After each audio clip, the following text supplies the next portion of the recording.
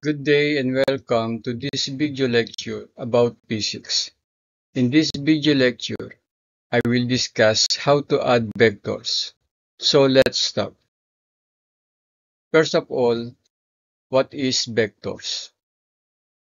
In physics or in mathematics, vector is a quantity having a direction as well as magnitude, especially as determining the position of one point in space relative to another. For example, let's say we have a force vector F1 with a magnitude of 90 newtons and directed towards east. Let's say another force is added with a magnitude of 55 newtons and it is directed towards east. The resultant sum of these two forces will give us a net force of 145 newtons which is directed also towards east. Whenever you have two vectors that are parallel or have the same direction, you can simply add their magnitude to get the resultant vector. Let's say we have 130 Newton force vector directed towards east and 100 Newton vector directed west. What is the magnitude and direction of the resultant vector?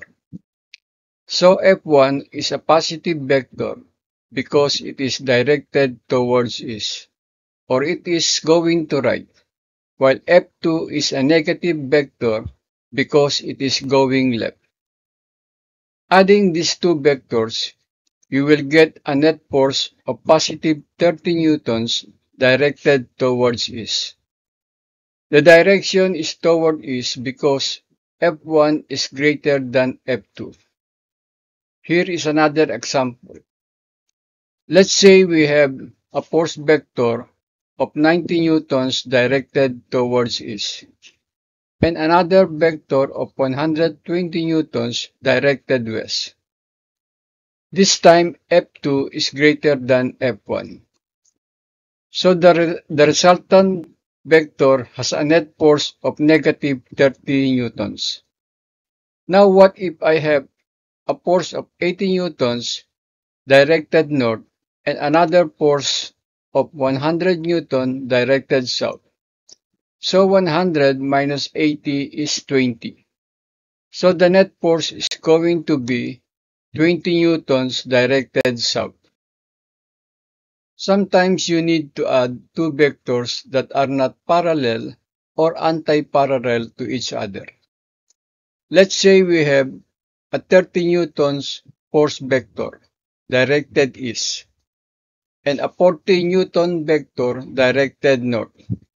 What is the resultant force vector if you have two vectors that are perpendicular to each other? We will find the resultant vector by finding the length of the hypotenuse of the right triangle that is formed, and this we call as FR.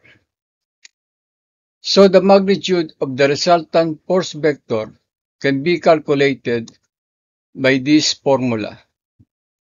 So FR is going to be square root of 30 square plus 40 square, and that will give us FR is equal to 50 newtons. Sometimes, in addition to finding the magnitude of the resultant force vector, you may need also to find the direction, and this we call as angle theta. To find the angle, we will use this formula, where angle theta is equal to the inverse tangent of F2 over F1, and this will give us an angle of 53.1 degrees. Therefore, we can say that the resultant force vector has a magnitude of 50 newtons and a direction of 53.1 degrees relative to the x-axis. Let's try another example. Let's say if we have a force vector that is 60 newtons directed west, and the other is 100 20 newtons directed south. Calculate the magnitude of the resultant force vector and find also the direction. So the resultant force vector is the hypotenuse of the right triangle. Now if we show the x and y axis, we will see that the force vectors lies in the third quadrant. Solving for Fr, we will use again this formula. So Fr is going to be square root of 60 square plus 120 square, and that will give us Fr equal to 134.16 newtons. Now the next thing to do is to find the angle. To find the angle, we will use the formula angle theta is equal to arctangent F2 over F1. And it will give us an angle of 63.4 degrees. What we need is the angle relative to the positive x-axis, and that angle will be equal to 180 degrees plus 63.4 degrees. And so the angle relative to the positive x-axis is 243.4 degrees.